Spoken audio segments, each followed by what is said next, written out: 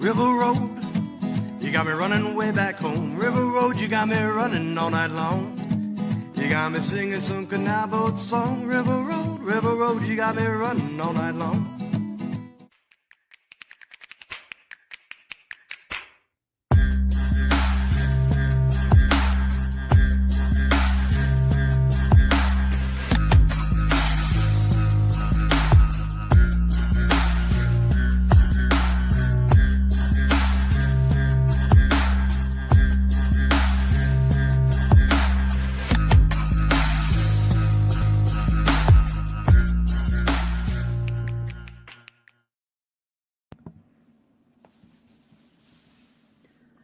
All right, everybody. Welcome to another episode of Niner Nuts. I'm Dan, along with Eric, here on a Victory Monday. Probably the most unexpected Victory Monday we've had this year. A very, very pleasant surprise to kick off the new year. Eric, how are we doing? Doing great, Dan. I'm about to pop open a Victory beverage here using my Oh, beautiful. Yeah. So they're still in the running, man. You guys are looking good. Oh, dude. Oh my gosh. It's so hard. I mean, not really, but like it's so hard to not put on my IU hat right now and stay focused. I'll have words to say about that. I hope the IU cap doesn't make I hope the aftertaste isn't bitter. No. Still tastes good. Even though I have to use your bottle opener, your ugly ass bottle opener. Still tastes good. I'm glad. My dad would always say, like, if you lose in a tournament, cheer for that team so you can at least say that you lost to the champs. Yes. I've loved that. I've always kept that with me. Yes. Yes, guys. Before we get into it, though, yeah, we were off last week. Thank you for the patience. If you're wondering where we were at, I'm somewhat allergic to social media. I'm very bad at it, I know. But we took last week off because I did have a loss in my family. My mom, actually, and the long and the short of it was that she was very sick for quite a while, and she fought the good fight, and just sometimes just cancer sucks. I don't want to belabor it too much on here, but no, we had services and took last week off to just remember her, and appreciate the patience while I left you in the dark on that. But it was, but yeah, that's why. And just just hug your loved ones, give them a call, because just you don't know when things could change. And we had more time with her diagnosis than 90% of the people that had what she had. So I'm going to cherish that. I'm obviously going to miss her terribly. And that's all I had to say on that. Just cancer sucks. Just, give your loved ones a hug after you're done listening. But yeah, that housekeeping out of the way, there's quite a bit to celebrate here in the new year. We will obviously address that end of the year disaster because it ties into who we're playing next. But let's go ahead and celebrate the Victory Monday as we ended up as the 5th seed because of our loss to the Seahawks. We didn't get home field advantage throughout the playoffs. We were the 6th seed. Oh, 6th seed. My apologies. Yes, the 5th seed was the Rams still, because the Rams kicked the crap out of the Cardinals, which was a surprise to no one. Yeah. But yeah, we lost home field advantage throughout the playoffs, which would have been the first time ever. But that aside, we went in to Mr. Jimmy B's backyard in Philadelphia and managed to pull off the upset of the weekend. Barring, I don't know if it'd be an upset. I don't think it's an upset either way tonight while we're taping during the Texans and Steelers. But yeah, no, we beat those Eagles 23-19. Purdy didn't shatter his elbow, but we did lose a pretty critical piece of the team that obviously we'll need to talk about off the bat. But nerdy numbers, Brock Purdy, despite 2 interceptions, still had a pretty good passer rating of 80, 262 yards and 2 tutties. And then Juwan Jennings, he had a trick play 29-yard touchdown to Christian McCaffrey, and he is now tied with Justin Herbert in most touchdowns thrown in playoff games, which is not to throw strays at the Chargers, but I just kind of had to. That's just an amazing stat that Juwan's passer rating is truly perfect. Yeah. Christian got held in check in the running game, only 48 yards, but very effective through the air, 66 yards and 2 tutties. So he did hit the 100-yard mark for all of us who are degenerate gamblers. Yes. Demarcus Robinson, what a coming out party for him, stepping up without Ricky Pearsall, without Brandon Ayuk, but no surprise there. We've had Brandon the whole year. But Demarcus Robinson, my God, this was the player that I thought we were going to get the entire year, not just random bursts here and there. Juszczyk came clutch with 49 yards on some amazing catches. Juwan Jennings only had his 145-yard catch. Jake Todges stepped up. I do remember his 14-yard catch was pretty cool. But then George Kittle, only one of his 2 targets was caught for 6 yards, and that was the play that took him out. You know what? We can talk about. We need to just Kittle, man. We just need to. We'll talk about the Eagles in a second. But the Kittle blown Achilles. We can't bury this lead anymore. Damn, it's just damn, dude. Like, how I know you were. How deflated did you feel when you saw that? Because I had to report to you during the game. I was stunned because all I got was because I was preoccupied with something else during the game, unfortunately, and all I heard was that Kittle was hurt, and I didn't see what had happened or anything like that. And then, like I said, you texted me what was going down, and I was just like, oh my gosh! I was like, now, how are we going to win this game without Kittle? I mean, he's the engine that drives the offense. He makes everything go in the passing game. He makes everything go in the running game. I mean, I just didn't see any possible way that we were going to be able to get to victory without him. But, the Niners came in clutch still and managed to pull up, and everybody else stepped up, and we managed to get the victory. Now, I mean, not having Kittle for Seattle is going to be a big game because he's usually the Seahawk killer. And just having him there, to motivate and, carry the energy of the team and do all the things that he does. I mean, I just don't know how many more injuries this team can take to, prime superstar players. I mean, we've lost Bosa, we've lost Warner, we've lost Kittle.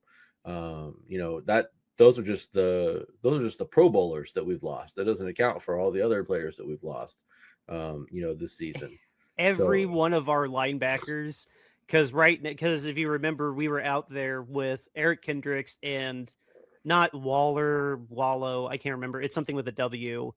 And those are literally our 6th and 7th linebackers. Yeah. Yeah. I mean, we've got guys coming in off the street playing linebacker for us right now. So, I mean, it's just crazy right now what we're doing and trying to survive. But, this team has a lot of moxie. And they've got a lot of guts to them, and they apparently just don't have any quit in them, and they're ready to just keep going and keep forging through. And this was a huge gutsy win from them. The defense, the defense played really well, held the Eagles to only 19 points. The offense, despite Purdy's 2 interceptions, also played well. So, I mean, this is, I don't know what to make of it, because I mean, this is a team that you see in a game like this, that they really fight it out. I mean, this is going to be one of the better teams they're going to play in the playoffs. So, I mean, the fact that they can beat this team like this just gives you hope, that they can carry that on and take other teams that they're going to face, and pound them into the dirt. I mean, dude, I was with you in in just the heartbreak and the worry that because Kittle is irreplaceable in the blocking game. Like Kyle schemes up anybody to get open. Like, look at this. Like, it's no offense. It's still replacing Kittle. He's still a monster. But if anybody's going to figure out how to get somebody open, thank God we have the coach that we have. Yeah. If the voting wasn't already in, which it definitely is, I hope at least Kyle's nominated. Like, I know we've talked ad nauseum about all the Coach of the Year nominees, but Kyle, it's a disservice if Kyle's not nominated. I'm not saying win, but with all the adversity we've had to go through, and now because of course in the playoffs we're not going to escape injuries. We're losing our second best offensive weapon only to Christian McCaffrey, the human cheat code. Yeah. So we figured it out. Like, something about the Eagles defense was still fine. Like, they were still fine. The secondary is still pretty good. Yeah. That we held off that pass rush surprisingly well. Like, this Brock Purdy fumble was just, he slipped and the ball bounced out of his hand going to the sideline. And then that was right before the half, right? Yep. Yeah. We still won, so it's not worth belaboring, but I hated the way we ended the half so much. Yeah, I did too. Here we go. Just Wallow and Kendricks. Yeah. My God, couch surfing to saving our middle defense. These guys played their ass off. Yeah. Look, 21 total tackles. Kendricks had 2 tackles for loss. They both had a pass defense. Kendricks was the pass defense that ended the game too. Yeah. Like, Kendricks has been with us for a month, but like, this was clearly the most game time action he's had. Wallow was literally signed like last week, and here you go. You're starting in the wild card round in Philadelphia, by the way. Yeah. Probably the worst place. We're going to the 2 worst places to be on the road, arguably, Philadelphia and Seattle. There's not much worse stadiums that you could go to besides like Kansas City or New England. Yeah, it's pretty tough for sure. But no, it's just echoing what you said, but we just had some grit to us. Look at these numbers that we held them to. Jalen Hurts, I mean, we held him under 200 yards, which is not that hard to do. Not to not to belittle that. We did get 1 sack on him, so we're keeping up with our 1 sack a game average. Saquon, we did hold to like just a hair over 100 yards. We didn't let him kill us. I was worried about Tank Bigsby killing us because he only carried the ball 4 times, but he was pretty darn effective the 4 times he did for 19 yards. And then, Goddard's one of Goddard's touchdowns counted as a rush. Okay, I thought they counted that as a pass still. But yeah, Goddard was the only person that we didn't really contain that well, seemingly because he found the end zone twice. But everyone else, Devonta Smith hit exactly 70 yards. AJ Brown, 7 targets, 3 catches for 25 yards. And I believe, I'm sure there's a drops in here somewhere, but at least he had at least 1 drop. I think he had 3 drops. I think one of them was actually broken up, and the other, of the 4, I think 3 of them were drops, and one of them was like actually like broken up. Okay. Or overthrown. Like, because AJ, it was bad. And even if it was 2, like AJ was just not, something was just not there. Even Devontae, of his 11 targets, I know he dropped at least 1, if not 2. Just something wasn't right with just, he couldn't connect to everybody consistently, as you can see by these numbers. Everybody was under 50 yards except for Devontae Smith. Yeah. Which is just incredible. Like, completely anemic on offense. And even for 100 yards, we kept Saquon out of the end zone in general. He didn't get a screen or a run touchdown. So we thought our defense was dead in the water, and look at that. Just look at that. It also helped that their kicker can't kick. So he's not as bad as McManus in Green Bay, but their kicker had a bad day too. I can't believe these guys. All the grit, all the like, this is why even when faith is challenged, like, this is what happens when you start to lose faith. they come back, and then it happens on the inverse sometimes. But this is what being faithful is. Like sometimes little miracles like this. Yeah. Yeah, I mean the rookies and the second-year players really are standing out. I mean, they're doing a great job. I mean, you got all these guys in here who are playing great. You got Stout there who had a good game. Stout had a critical 4th down pass breakup very early in the game. Oh, okay. And then Siegel stepped up. I think even more in the second half when Brown pulled his hamstring. But Siegel had an amazing game. He was 3rd in tackles. Upton Stout was all over anybody who was lined up in the slot. Stout was over them, and he did fantastic. Just adding the young guys, they did amazing. Yeah. So I mean, it was great to see them all step up and do their thing. I mean, we still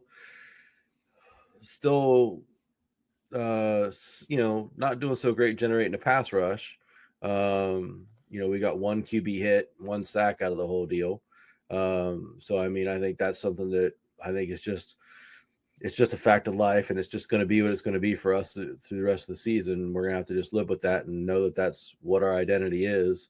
We're not all of a sudden going to get miraculously better at rushing the quarterback. We just don't have the horses or the talent for it. So we're going to have to just focus on doing what we can to contain the run. And, when they do pass, try to make them uncomfortable back there and let the secondary do what they do.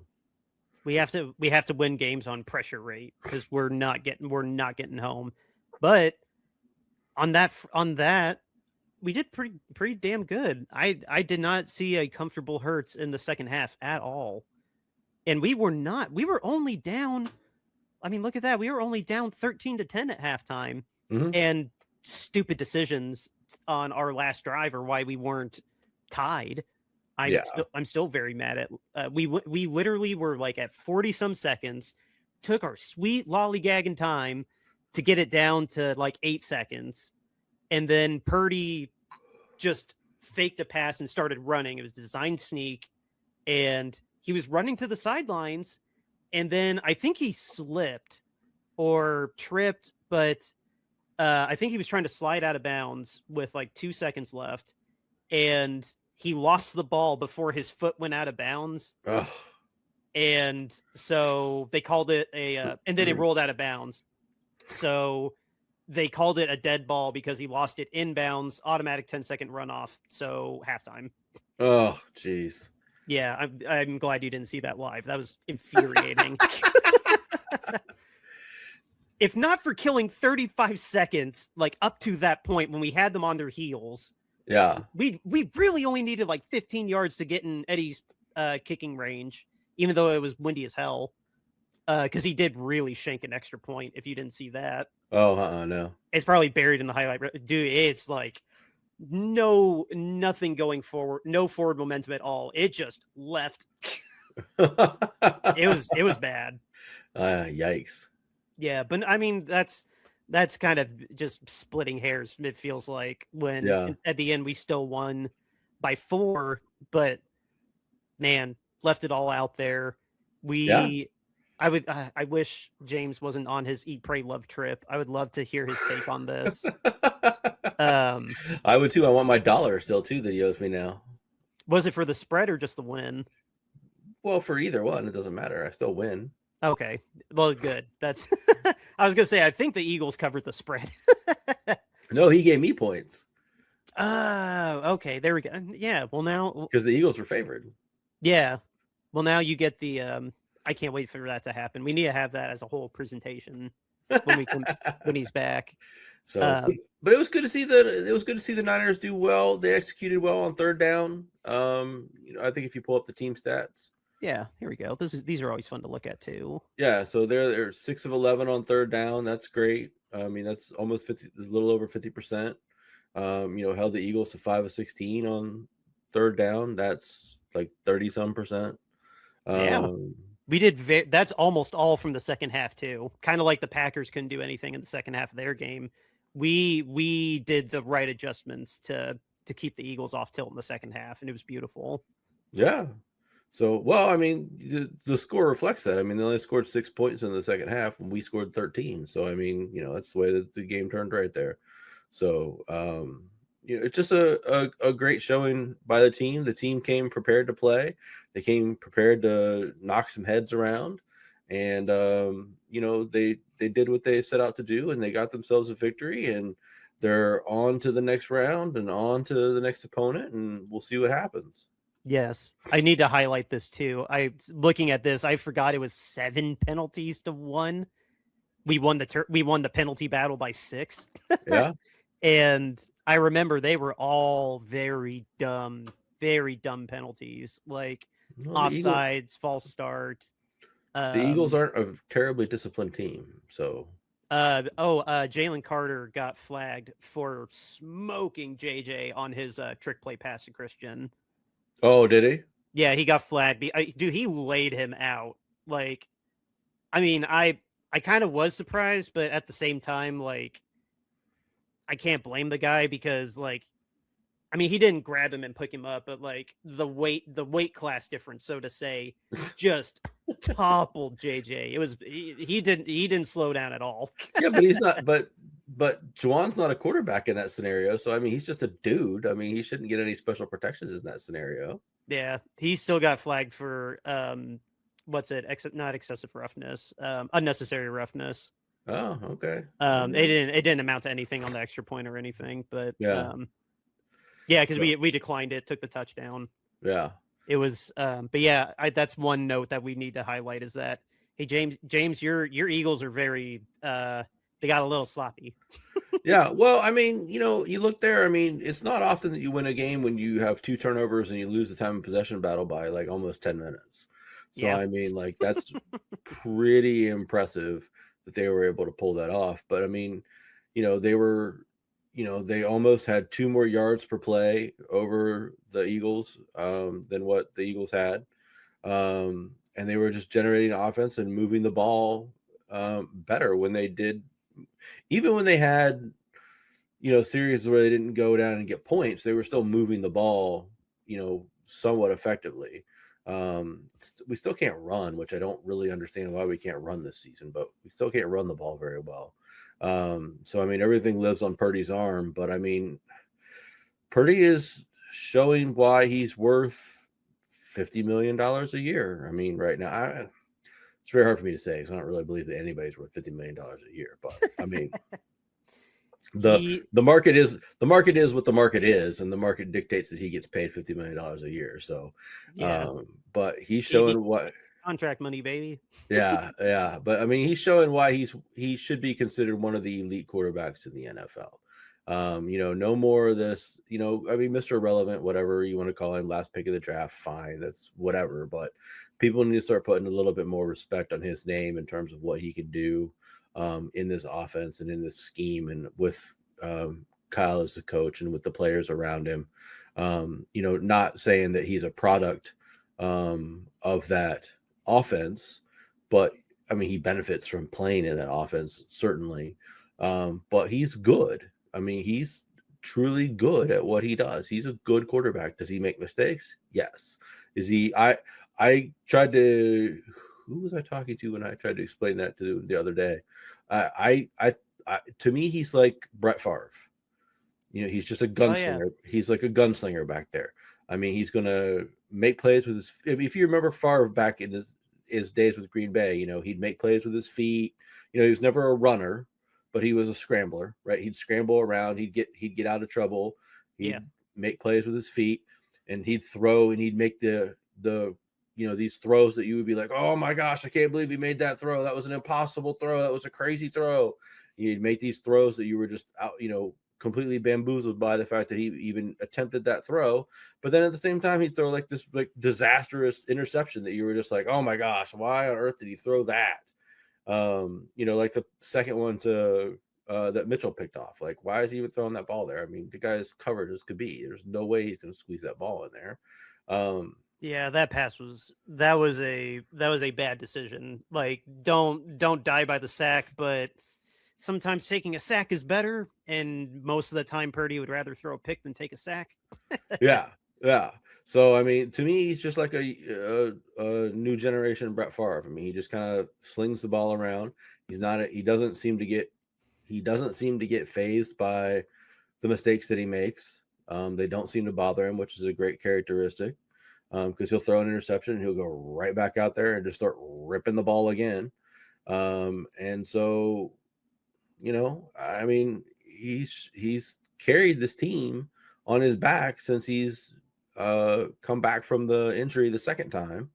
And, they've been playing like an elite offense most weeks since then. And that's mostly credit to him because he's able to elevate. I mean, Mac Jones did fine. I'm not shitting on Mac by any stretch of the imagination, but Purdy takes it to a different level, and it shows. And it shows in this game this past weekend against the Eagles. I mean, we didn't score 35 points or anything like that, but we were able to score enough points to win, and that was all basically due to Purdy because he was without Kittle for most of the game. He was out without a running game from Christian McCaffrey, and just making things happen.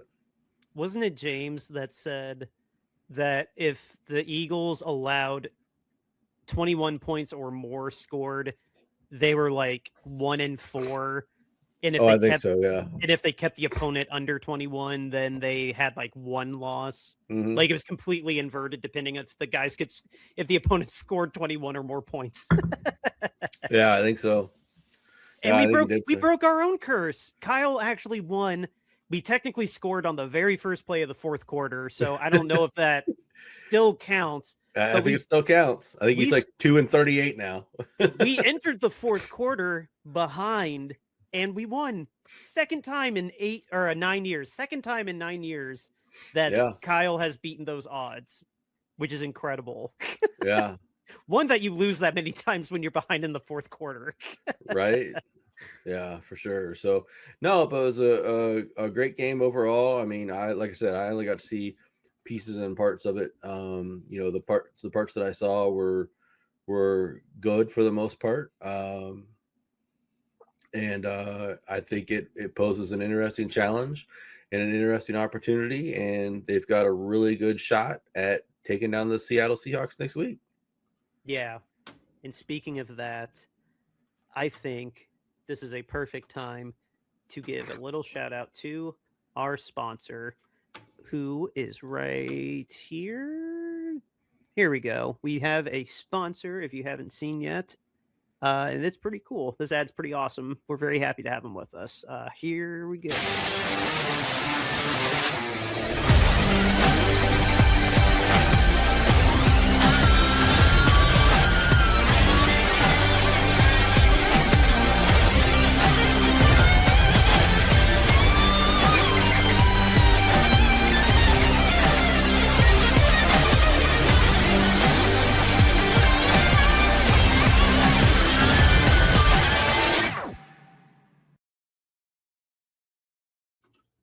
That is right, everybody. We are sponsored by the AAL Columbus Lions. They are an indoor league football team. They are in their off season right now, but you can go ahead and check out the season tickets here. You can check out all their socials. And I actually closed the tab on here just to go to the homepage. But if you are listening to this the day the episode drops, there are 5 days. We are 5 days away from open tryouts. So if you want to take your shot at being a part of the Columbus Lions this year, open tryouts right here, Saturday, January 17th. I'll just refresh that to pull it up there. Here we go. Saturday the 17th, 5 days from when this drops, or 4, I can't count. But yeah, go ahead and check it out. See if you have what it takes to be a Lion. And thank you, Columbus Lions, for being a sponsor of our show and being a part of the Shady Sports Network of programming.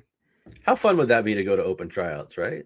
Oh, dude, amazing. That would be I think that'd be a lot of fun. I'd be so down. I mean, I would definitely not make it. I am not quite that built, but yeah, I mean, you could try out to be like a kicker or a punter. Yeah, or maybe I could still be a free safety. Like if I have the momentum, like flying down at a running back, maybe. I don't know, man. I don't know. I'm not so sure. I've only seen the top half of your body, but It's you it's might break in half. it is equally unimpressive. I was a cross country runner for a reason. Okay. Well, with that, again, thank you guys for being a sponsor of the show. We have to, while we were gone, we did not have the opportunity to talk about how big of a downer ending the season was. We had true home field advantage for the playoffs on the line since the Yeah. Super Bowl's in Santa Clara. And we hosted the Seahawks, and we even broke out the rivalry uniform, which we had to wipe egg off our face because the game actually mattered. We laughed pretty hard about, oh, it's week 18. Like, where are the chances it's going to matter? It mattered and then some. It was Yeah. it was a little bit more than mattered. Like, yes, we were both in the playoffs, but division title, true home field advantage for us. And now Seattle gets to stay at home until they get to the Super Bowl. And we have to, I like what Kyle put, we had to go the hard way. Yeah. But we got one notch in our belt. Killing my metaphors here. We got one of those knocked out. And now we're going to Seattle, going round 3 because the Packers lost to the Bears. We were the lowest seed, so guess who gets to go back to Seattle?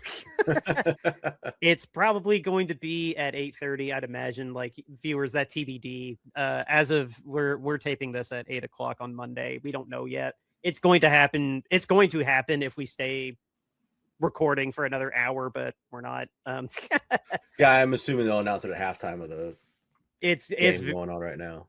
The Saturday games are 4:30 and 8:30, and the Sunday games are what 3:30 and 6:30, something like that. Like we're gonna get 8:30 on Saturday. It's a division rivalry. Seahawks are the number 1 seed. They're gonna want to put us in the spotlight again after what happened last time. Because I mean, for kicking our ass, it was still 13-3. Yeah, like well, and they're both West Coast teams, so I mean, they're going to put them in the later time slot. Like it's gonna be. That is a very fair point. But no, it's so kind of coupling these together. I should go ahead. There's nothing else really here. Like we're playing each other on the 17th, and we've opened as 7-point underdogs. I can't believe 7-point underdogs. Oh my gosh, that's disrespectful. Yeah, that should be 6 or 5. Like, oh, that should be less than that in my regard. It should be like 3. You think it's really going to be 3? Like, I mean, I agree. I agree. I think it's going to be a very close game. But for like first day open in Vegas, us at 7, I will agree is a little low. But I mean, I wouldn't think that we're that favorable or that close. I think that line will come down a lot by the time that we get to Saturday. I bet that line will come down to 5. Well, it's probably still overreacting to Kittle being injured. Got to take that into consideration because at face value, losing Kittle really sucks. It does, but I mean, Tonjes has been good when Kittle was out. I mean, he's not Kittle, but I mean, he was good when Kittle was out. I mean, he played fine in Kittle's as a replacement. I mean, we talked about him numerous times on the podcast about how good he had done and how well he was doing in place of Kittle and things like that. So I mean, I love Tonjes. I think he's great. There's a drop off in the blocking, obviously, but I mean, as far as the receiving goes, I don't think there's a drop off, but I don't think it's as catastrophic as we might think it is. Yeah. Are we going to trust him? Like, look at here. Are we going to trust him for 7 targets, 5 catches? Like, ignore the 29 yards, but are we going to trust him with 7 targets? Like, is Kyle going to figure out a way to scheme that much for him, or is that going to result in spreading the ball? Like, we still have Kendrick Bourne, who was amazing with Mac. Demarcus Robinson showed that he can actually play. Juwan Jennings, we know can play. Like, it's not like we don't have people to throw to.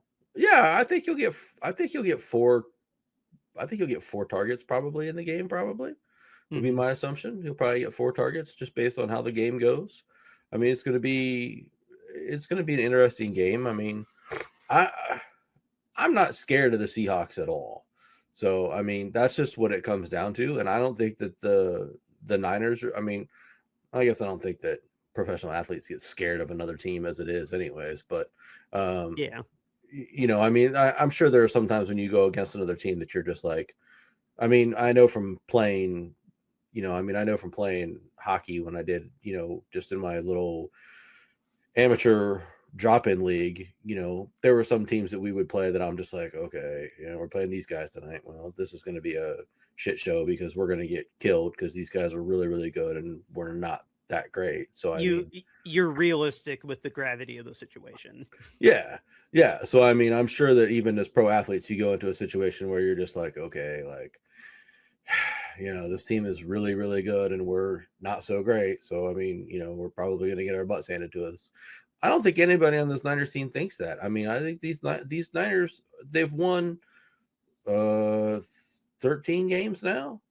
So, I mean, they're just as good as anybody else in the NFL. They've played with everybody else in the NFL. They've shown that they can win with offense. They've shown that they can win with a little bit of defense. They've shown that they can win with a blend of both of offense and defense.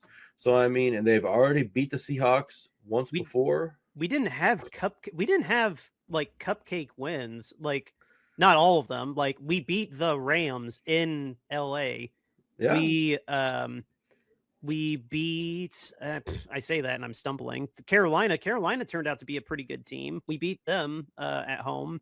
We beat Cleveland, who had a pretty damn good defense, even though that offense stinks.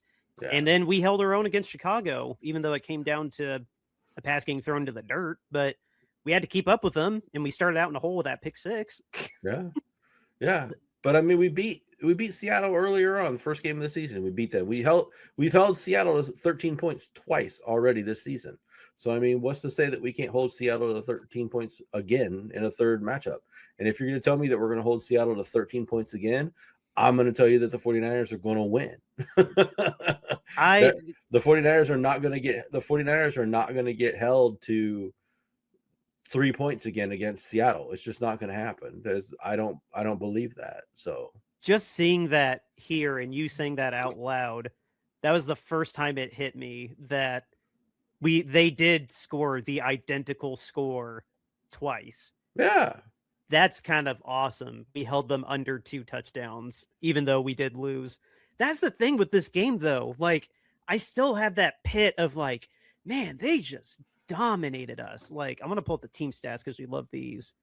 Like, good God, they dominated us. But it was still 13-3. It was a 2-score, 10-point game almost the whole damn game. Uh-huh. Yeah, like, we just this was a baseball game score wise. Uh-huh. Yeah, we just didn't play well. I mean, I think is what it really comes down to. I'm not really convinced. I'm not 100% convinced in that particular game that the Seahawks did anything that was tremendously better than what they did the first time that we played them. I just think that we didn't play very well offensively for whatever reason. I think that we were just off on our timing, off on our schemes, off on whatever. You'd have to show me, or I'd have to look it up too. What our running numbers were in the first game versus the second game. I know we didn't run very effectively in the first game either. I don't remember what else is in. If I open up another window, that's why I'm hiding it. Yeah. I am going to pull. This is going to be fascinating to look at, though. So I can jump between the two of them. There's game one. I think I can only bring up one at a time, though. Well, that's fine. Let's see. Okay, so team stats. Let's compare this. Listeners, is the week one. So rushing, we had 100. See, we had 119 yards rushing the first game. Mm-hmm. We didn't have that second game. So, I mean, that to me is the only difference in the two games, is that we were not able to rush the ball in the second game. Now we're going to have to figure that out, and we're going to have to figure out how to rush the ball. Even if it's just a little bit, we're going to have to figure out how to rush the ball in this upcoming game. If we can rush the ball and do a decent amount of running, we'll be just fine. This is wow. This is incredible how flip-flop this is. Like the things I'm seeing here, third down efficiency, 30% to 50%. Where's penalties 9 to 4, and time of possession 38 minutes basically to 22. That was week 1, favoring us, including we had 9 penalties. We had 50% to Seattle's 30%. When you look at it this time around in week 18, that is the exact opposite. Mm-hmm. The Seahawks had the ball for just shy of 38 minutes. They won the penalty battle, which is funny. They had 5 penalties and we had 3. And they had 13 third down conversion attempts. They only converted 6, so like 48, whatever technically. And then we were more or less 30. We were more or less 30% at 2 for 9. Yeah. And on fourth downs, we were perfect 2 for 2. They didn't even attempt 1. And then, okay, never mind. Forget that. We both failed on our fourth downs. But look at the rushing yards in the first game or in the second game or whatever, whichever one you're on right now. This is week 18. Yeah, so this is them. They had 180 rushing yards. We had 53. And you go back to the other game, and it's basically the inverse. We have 119. They have 84. So, I mean, it's whoever's able to rush the ball, control the clock, wins the game. Oh, and we were dead even in the turnover battle because they fumbled twice and we threw 2 picks. So that was balanced out. Yeah. And cool, we threw 1 pick and we still only lost by 10. So the turnover game didn't exactly even matter in the second game. I'm not scared of the Seahawks at all in any way, shape, or form. I think we can beat them. All we've got to be able to do is run the ball. If we can crack 100 yards rushing cumulative across whatever combination of people Shanahan decides to use to get to there, we'll be just fine. Let's give Isaac Garindo. Let's get him. Let's keep him active this time and use Brian more. Like, yes, I get it. It's Christian. You don't want to sit Christian because he's Christian. I get it. But Brian is a totally different runner. He's an up, down, just run through the tackles, head down. Like if he gets the steam, he's a bulldozer. Yeah. And we can use that for a nice change of pace. Yeah. Did we even use Brian last time? I was going to look and see. We twice for 9 yards in week 18. And I guarantee you we didn't use him in week 1 because we didn't use Brian at all. Nope. I swear we didn't use Brian at all for like the first month. He gets traded to our team. He's like, man, I can't wait to be a 1-2 punch with Christian McCaffrey. Wait, what do you mean I don't get to play? Yeah, he didn't. I think he literally didn't get his first touch until like October. Now I got to look it up because wow, I'm amazed he even had 400 yards. That's kind of amazing. Yeah. Why can't I see the whole season? Is this game by game? Nope, that's just season by season. Damn it. Oh, well, I'll show you the whole season right there. Oh, if I click it, maybe 25. Yeah. Because I need to know now because I've been cracking. Nope. God. No, go back on screen. Okay, now stop. Stop being frantic. There, rushing stats, the very top. He had 400 yards rushing. I wanted to see game by game though. Oh, okay. Yeah, you have to go to game log at the top. Game log. There we go. See, you know how to do this. That's why I'm usually the guy that looks up all the stats. Here we go. Where? Now look, see, he had 9 carries in that first game against Seattle. Oh, it must have just been squeezed. Oh, there it is. Yeah. Okay. No, I'm just blind. There we go. Okay. I thought he didn't touch the ball for like a month. Okay. See? So there you go. 33 yards first game. So I mean, just get him some touches. Let him we need to stop their running game and we need to make our running game work. If we can make our running game work and slow their running game down and get Ricky back, that's another big thing. Yeah. Ricky's gonna play. If Ricky can play, we'll be solid. Not scared by the Eagles or the Seahawks at all. Were you worried about the Eagles game beforehand? Just to ask yeah. Yeah. Yeah, I can't lie. I was too. We're going into we're going into Philly. We have a very recent rivalry with them. Like we have very fresh memories that a majority of that roster was there. And Philly has stars all over the roster. Yeah, at least half our roster is still there from 23, if not like 70%. Like it's we hate them. Yeah. Well, and I mean, when you look at Philly's roster, I mean, they've got Saquon at running back, they've got AJ, they've got Devonta Smith, they've got Goddard, which I mean, I don't know that he's a star per se, but he's really effective in the role that they cast him in. He is punching above his weight for his age and experience in the league. He shouldn't be this good still. Yeah. So I mean, they've got lots of talent on offense, and their offensive line is very, very good. Yeah. So I mean, they're really set on offense. It just holds them back for some reason. Like he's a conundrum. I mean, like he plays really well sometimes, and then other times he just like sinks into a shell and like doesn't play very well. I don't really get it. So thank you for sinking into a shell this past weekend. Hurts, but I don't know what the deal is with you. You would be very frustrating to watch if you were my quarterback. And then defensively, they've got stars at each layer of the defense on that team too. So yeah, I was very worried about playing the Eagles. I thought that was a game that I thought we could seriously get smashed in, but we didn't. And so here we are moving on to the next round. And I think that the 49ers can very easily take out the Seahawks. You're making me feel better about it. You're making me feel better about it. Like looking at it too,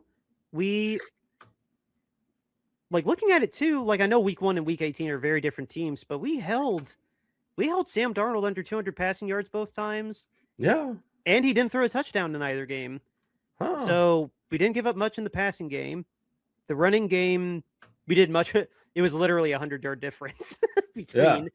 So, maybe just being at Seattle, being the underdogs, like hopefully they underestimate us a little bit. But, this is just 2 weeks later, like going SmackDown again with them, the team that I hate the most. Like I understand you with the Rams, but just my personal history, like coming into football during the like really being awoken into like deep nerddom with football was during the Legion of Boom, so to say. So yeah. That forever will make the Seahawks the team I hate the most. And yeah, very understandable there. So, but yeah, I mean, there's just a couple of key things in this game that if we can just change them around and do them a little bit differently, I think we're going to win. Now, if we can't run the ball, I don't see a path to victory for us in this particular game. But I think if we can just run the ball and pile up, I don't even know if it's got to be 100 yards, but I mean, if you just run the ball somewhat effectively, yeah, I think we'll be just fine. I mean, there's one thing too that people are betting that our betting is not going to happen because Sam beat the Niners in week 18 for the number 1 seed. He got it this time. Like his stats, like, yeah, the completions were fine and he got to lean on the running game, but say we do plug up the run like we did against Saquon, playoff Sam Darnold wasn't very good last year. Sam Darnold has very little experience in the spotlight, and the experience he has had has not been very good. Yeah. Like, is that gonna, like, that's an X factor to me. Is Sam Darnold gonna handle the pressure? Because Purdy's been to a Super Bowl, mind you. Yeah. He's been to NFC Championship games. He's been to a Super Bowl. Purdy knows what the spotlight is. And going to Seattle's not going to get under his skin, and Kyle's not going to let it get under the skin of anybody. No, like no. we're playing. Like if we're being real, we're playing with house money. Like we're just kind of happy to be here. Oh yeah, we've already had an amazing season. yeah. The guys on the team are just pumped and ready to go and happy to be here and ready to play the next game. Because like you said, they're playing with house money at this point because nobody thought they were going to make it this far, and nobody thought they were going to be this good, and nobody thought they were going to get where they've gotten to. So no one thought we were going to have 9 wins, like a 500. No one thought we were going to hit, including me at some points. Didn't think we were going to hit 500. Didn't think we were going to hit double-digit wins. Didn't think we were going to lock up a wild card spot 3 weeks early. Yeah. And then win a playoff game in Philadelphia. Yeah. I'm over the moon where we're at right now. Yeah. Now the question I have is, do you think Fred comes back? Not this game. Next game? if we manage to pull this off, we still have to see, like, they probably aren't going to open his practice window like early. Like, I think Kyle and John are only opening the window like if he's going to play. We're not giving him that 21-day grace period. Right. And they didn't open it yet. It's as of Monday. They didn't open it yet. So I think he's not going to play this week already just because it's Monday. But yeah. I mean, if they didn't open his practice window, you're probably right. He's probably not going to play. If we win this game, I bet next Monday we're going to see Fred's practice window open. I'm no medical expert. Right. I'm no medical expert, but that's what the rumor mill is turning out. Kyle has lied to us many times, though. So Kyle is a big fat liar. I mean, to be fair, Kyle is not the one really pushing these rumors. But no, but he lies all the time about people being injured and playing and stuff too. So Kyle's not going to open that practice window unless he's going to play that week. Like, I know that much. I feel confident that I know that much about Kyle. Fred plays if they make it to the Super Bowl, though, right? Oh, dude, yeah. If he's been actually making the progress that they're saying he is, like Wallow and Kendricks did spectacular against the Eagles. Our run defense looks so much better. Our just coverage in the middle was so much better for sitting on the couch as long as they were. Like, no offense to Kendricks, I know he's been with us for a month. Yeah, but they really stepped it up, and we were hurting so bad on linebacker. Yeah. And if we get D Winters back next week against the Seahawks, then we can rotate the three of them. If we get I know Tatum's not coming back, but I mean, dude, if we have D in both of them, like I'll sleep a lot better knowing our linebacking core is actually like decent now. And that could be a big difference in the matchup from what we had in week 18 too, because in week 18 we were really down bad in the linebacker spot. So I mean, that's why they were able to run for 180 yards. We were out there with Curtis Robinson and Nick Martin. Or no, Nick Martin was on IR at the time. Yeah, no, we were out there with a D Winters that got hurt. Curtis Robinson, God bless him, man of the year for us, but he's not that great. Like, there's a reason that he was fifth string. Yeah. Our linebacker, no, if we can hold, we held Saquon out of the end zone at least. Like, yes, he got 100 yards, but he's kind of a cheat code. Yeah. Like, if we can hold both of these guys under 70, like knock off 4 yards off of him, knock 20 yards off of him, that alone is going to make such a huge difference if we can hold them both like under 70. Like, honestly, I agree. I think it would. Yeah. Yeah. Like, I agree. And put it on Sam, prove that he is not a playoff, like, just prove that he's not going to choke in the playoffs. Like, make him prove with his arm that he can handle the moment. Because I'm not convinced that playoff Sam is gone. I'm not convinced that playoff Sam's gone yet. Yeah, no, I would agree. I think that's an excellent strategy, is to make Darnold beat us. And if we lose to Sam Darnold because he throws for 300 yards and 3 touchdowns, then so be it. Then I guess that's how it goes. But I don't want to lose to Walker and Charbonnet running for 150, 60 yards together again. I don't want to do that. So we need to replicate this. Hold them both under 50. Keep Sam Darnold under 200. Keep him out of the end zone because he's still not throwing a touchdown pass against us. But we need to get closer to holding them under 50 like this and not both over 70. Right. Yes. And I mean, it just shows. I mean, yes, week 1 was different, right? We had Warner. Yes, we had Bosa. So, I mean, yes, and we had Mikal Williams. I mean, it was a different team. I'm not naive enough to understand that. But, I mean, I think that we still have the capability. I mean, those guys are going to get, based on the last, 7-8 weeks at this point in time, those guys are going to get to 100 yards in some way, shape, or form. I mean, we haven't held a team under 100 yards rushing in quite some time at this point. No, we're atrocious. We're atrocious in like overall run defense. Like, let's not just lie on here. Yeah. So I mean, they're going to get to 100 yards in some way, shape, or form, but the key is how many yards can we get on the ground as well? And I mean, I think that's where we have to get to, is that we've got to be able to run. We've got to be able to get our rushing game going. And we've got to be able to get the yards that we need to get to. And Yeah. I think as long as we can do that, that'll allow us to control the clock and control the game. Yeah, absolutely. So, but I mean, we've proven we can beat teams that get to 100 yards rushing if we just do what we need to do on offense. And we just didn't do in this game that you've got up here, the Week 18 game. We didn't do what we needed to do in offense. I mean, you can just see it. It's just an anemic offensive output.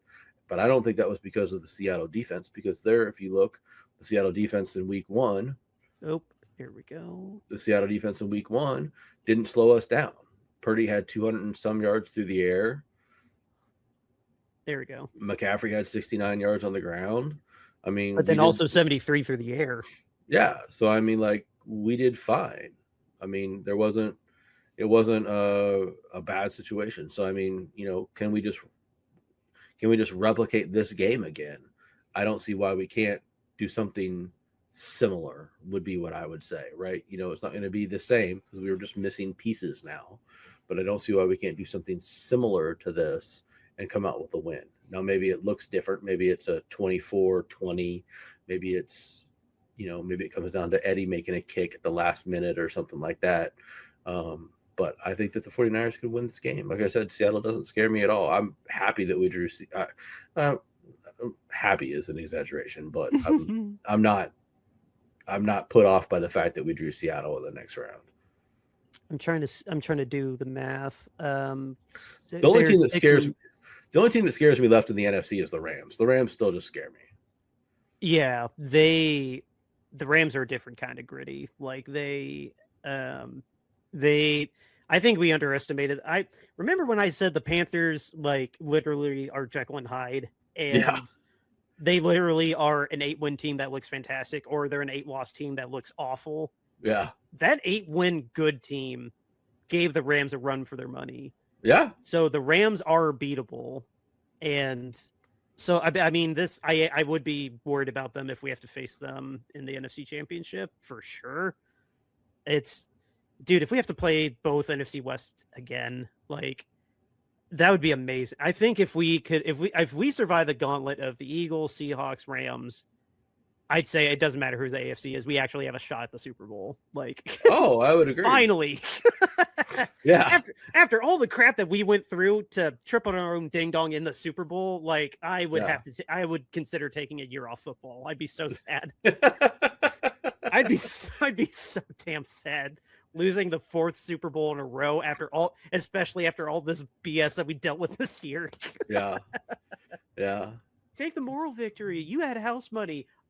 I've seen 4 Super Bowl losses. Like, yeah, that would be crushing. But no, like, don't jump the gun. We got to worry about Seattle. Yeah. Honestly, though, like going to Chicago would also kind of suck. Going to Chicago could suck just because if it snows or something like that. I mean, like that would be the downside because Purdy hasn't shown that he can play in weather. But I'm also Chicago. Ben Johnson knows how to pick our defense very, very well. Yeah. At the same time, though, Chicago's not good.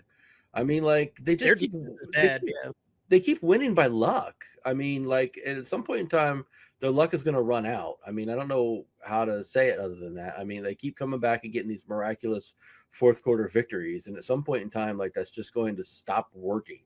I mean, it ran out versus us. They didn't come up with a victory versus us in the 4th quarter, and at some point in time, those teams. They just run out of magic. And so, I mean, I'm not particularly concerned by them either. I mean, we just blazed up and down the field against the Bears. I mean, like, it was like they didn't even have a defense outside of the couple of turnovers that they generated, I think. That was the only downside in that game. But, I mean, outside of that, there was nothing in that game. I mean, that should have been a 2-score game, really, if Purdy didn't throw that pick 6 on the first play of the game. Yeah. So, I mean, that was a 2-score game. I'm not worried about the Bears in any way, shape, or form. You know what? Thank you. You've set realistic parameters, brought it back to me. Like, no, that's like, I don't know. I guess I'm still just in the glow of like, holy crap, we're actually here. Like, we actually made the division. I can't believe we made the divisional round. I can't either. two of our opponents are here with us, and then the Bears. Yeah. It's all NFC West except Chicago. Yeah. Yeah. And it's probably going to be an NFC West conference final. It's just a question of who's going to be in there. It's going to be either us or Seattle facing the Rams, because I don't think that the Bears are going to beat the Rams. Honestly, I would take the Rams too. I love my dad's team, but I don't know if they're going to be able to handle MVP Stafford. He's awesome, and that defense is sick. Yeah, they got a very, very good See, that's just so disrespectful. The Rams are only favored by 3.5 over the Chicago Bears, and the Seahawks are favored by 7 over the 49ers. It's just disrespectful. Just disrespectful. I'm so put off by that. Vegas is not giving us an inch. They're not giving us a prayer in this game. I'm gonna bet that 49ers line at +7 before it goes down. I'm telling you, I'm gonna bet that line, because the 49ers are gonna cover that line. Oh yeah, this game's gonna be decided by 7 or less. This is not gonna be a blowout. Either way, this is not gonna be a blowout. I hope not. I can feel that it's gonna be close. Whoever wins this game has to earn it. Yeah. Because you see what the domination was. They still only beat us by 10. Mm-hmm. Hardly a blowout. We were in the game the whole time until Purdy threw that pick. When Purdy threw that pick in the third quarter, then it was done. Yeah. We were cooked at that point. Which wasn't even really his fault, but that was pressure in his face. He had the right read. Christian was open. It just... if Christian didn't even try to catch it or just smack it, then who knows? Maybe we get a touchdown the next play and then we win the game. Who knows? Yeah. That was just wrong. It's just the right play, the fluky outcome, like the end of Super Bowl 49. Every other time that ball's caught. Yeah. Oh my gosh. Well, I think with that, this has been a fun return to the mic. Time to do our ad read, which is my favorite part. This is why I always It's my favorite part of the show, because I just sit here quietly for 5 minutes. This is why I always offloaded it to James, because he loved doing this part. Of course, just joking. But guys, we are selling T-shirts. These are on our Bonfire store. Oh no, that's right. Royal Thank you for the Retros. visual cue. Yes. I took a week off. Give me a break. It's fine. Royal Retros. Yes, please be our sponsor. I did not forget you on purpose. There it is. Royal Retros. They've been with us for a long time. We love them.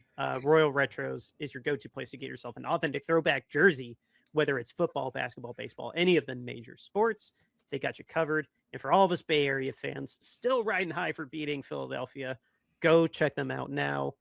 Find a throwback Niners jersey, a football or a baseball Giants jersey. It's all curated with us in mind in the Candlestick collection. And when you find something that you like, whether it's there or anything else in the store, use this promo code Shady Sports. It'll get you 10% off of your entire order, regardless what's in your cart. Again, it's that promo code Shady Sports. It gets you 10% off of your entire order. It helps us out. It helps out our entire family of programming at Shady Sports Network. And yeah, just they've been an awesome sponsor. They have great products on there. Please go check it out. And when you do, you get 10% off your order courtesy of us, just as long as you use that promo code Shady Sports at checkout. Again, royalretros.com. Go get yourself an authentic throwback jersey today. Now we sell our own t-shirts as well on bonfire.com. We were inspired to create these t-shirts because of the litany of issues that have come out in the news regarding owners. Obviously, Dan Snyder. Then there's Tepper with the Panthers. I'm no longer poo-pooing the late Colts owner, but I'd be obviously just turning a blind eye if he didn't have a checkered past of his own. But yeah, all the owners, there's typically something. If you just have to look, and that's the thing. When a player gets in trouble, we find out immediately. When an owner gets in trouble or does something shady, they find ways to have it covered up for months or weeks or years. And we just want owner standards to be the same as player standards. We want hashtag owner accountability. And to put our money where our mouth is, we have designed these t-shirts. This first one is just our saying. You see it in the ticker below us. Owner standards greater than players standards. Hashtag owner accountability. And like all of these shirts, they are made to order. You just pick your style, a t-shirt, long sleeve, a pullover, or crew neck. Then you pick your size. Not that much color variance outside of this shirt, but you just fill in the gaps and throw it in your cart. Again, the link to the Bonfire store is in our show notes. Our next one is our cover art. When you listen to us on your favorite podcasting platform, or when you see at the start and end of our YouTube channel videos, you see this, and now you can rock this on a t-shirt. Same thing as the other shirt, made to order. Pick your style and size. Pricing starts at $22.99. Our alternate cover art is what we call this one. I recommend keeping this one in red or maybe the maroon. The maroon's kind of cool, but obviously red fits the Niners. Again, made to order. Pick your style, pick your size. Pricing starts at $22.99. This one is just beautiful. Love this one. And then our last shirt is our alternate. I like to call this our minor league baseball alternate mascot. It is a peanut eating a bowl of peanuts with his Niners hat on. Just in the glow that we actually survived Wild Card Weekend. We are patiently waiting for the confirmation that the game is going to be at 8:30. On our Friday episode, we'll obviously confirm it. But just like with all the other shirts, pick your style, pick your size, and all the proceeds from these shirts go to Mountain Comprehensive Care Center. It is a crisis center in Kentucky. Just leaving that there on the screen so you can see it there too. If you want information on Mountain Comprehensive Care Center, like I said, it's a women's shelter in Kentucky. All the proceeds from the shirts are going to be going there. Information on them is in the show notes as well, next to the Bonfire store. We just want you to have a cool t-shirt and know that you're helping some women and families in need at the same time. So now with that, like I said, unless Eric can confirm, have you checked socials? Did they drop the times yet, or are we still a little too early? I have not seen the times yet. Nope, maybe. I'll check. It'll probably be at halftime. Yeah, but you're still a little bit away from. Yeah, nope. It just started the second quarter. Okay. Yep. Oh well. We'll assume it is Saturday at 8:30 Eastern, unless we have to make a correction at the top of Friday's episode. For what it's worth, ESPN has us listed second game on Saturday. Okay, then we're 8:30. Yeah, but there's no way we're not 8:30. I refuse to believe we're not the second game on Saturday. No, I would be very, very surprised if we were not. It's weird that we know the day, but we just don't know the time or networks yet. Like maybe it's the networks that they're still really figuring out. Probably, yeah. Probably. God, I hope it's not on something I don't have. That would suck. Does Prime have a stake in a divisional round game? I'm not sure. Because I thought that Prime only had a wild card. I'm not sure though. Well, it's going to be what it's CBS, Fox, NBC, and probably ABC, right? So probably one for each of them. ESP, yeah, the ABC, ESPN, yeah. Now that you say that, I bet we are gonna be Joe Buck and Troy Aikman Saturday night. I'd be okay with that. That's my guess. We'll see if I win my dollar or not on Friday's episode. Because if it's not ESPN, it's gonna be Fox. Like it's gonna be Tom and Kevin again, or it's gonna be Joe and Troy. Yeah, we're not getting Tony and Gene or whoever he's with. Jim Nance. Jim, thank you. We're not getting Jim and Tony. We're not getting Sunday night because obviously Sunday night they're gonna do the 6:30 Sunday 6 o'clock game. Yeah. Obviously, they're going to get that game. Yeah. But no, it'll be interesting to see in an hour. Our time. Yep. Anything? Any quick news blurbs to throw out there? Let's see. Well, the Falcons interviewed Harbaugh, who is vetting various teams. I don't really know why Harbaugh would go to the Falcons, but there's that. They just hired Matt Ryan as the president of football, not football operations, mind you, the president of football. Yeah. Ben Johnson is not sorry for his rant about not liking the Packers in the locker room. I appreciate that. I think that's pretty awesome. So I love a good villain. I'd hardly call that a rant. He just said F you very, very loudly. So appreciate that. That was awesome. I love that. I love Ben. Yeah. Bills lost Gabe Davis to a torn ACL, so he'll be out. Their safety Poyer is out as well, and Gonzalez for the Pats is in concussion protocol. Oh, and Stafford has a boo-boo on his index finger. He's got a finger sprain, but he's going to be good to go. I saw that play. He smacked his hand real good on one of the Panthers players. Yeah. And for the evergreen portion of the podcast, with 14-18 remaining in the second quarter, it is 3-0 Steelers. Ooh, that stinks. I was pulling for the Texans. I mean, they're still very early. I was pulling for the Texans, though.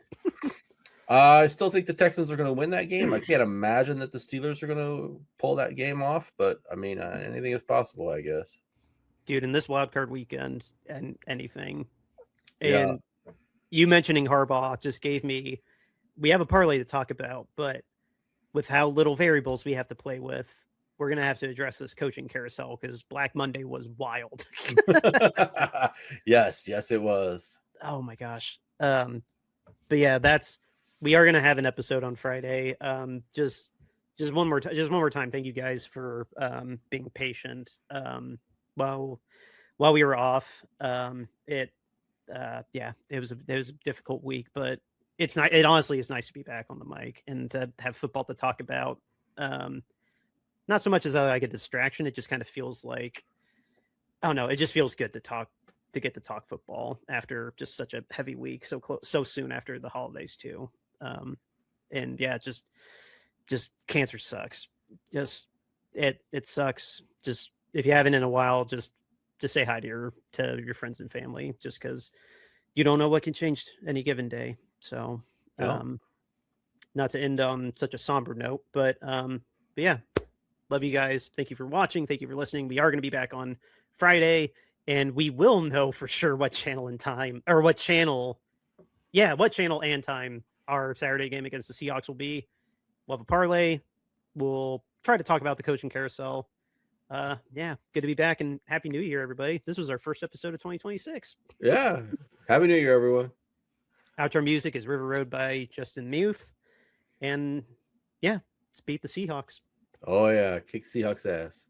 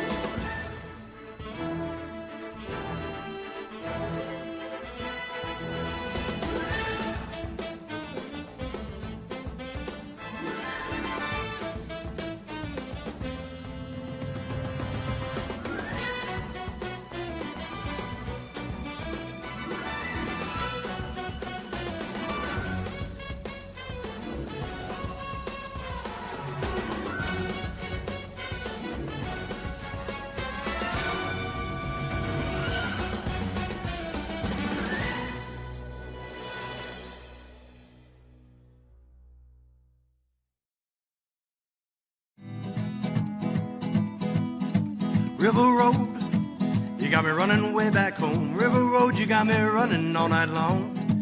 You got me singing some canal boat song. River Road, you got me running all night long. River Road, where have all the women gone? Have they kissed her hand and waved you bye-bye? Have they thought about crossing your double yellow lines? River Road, they love the way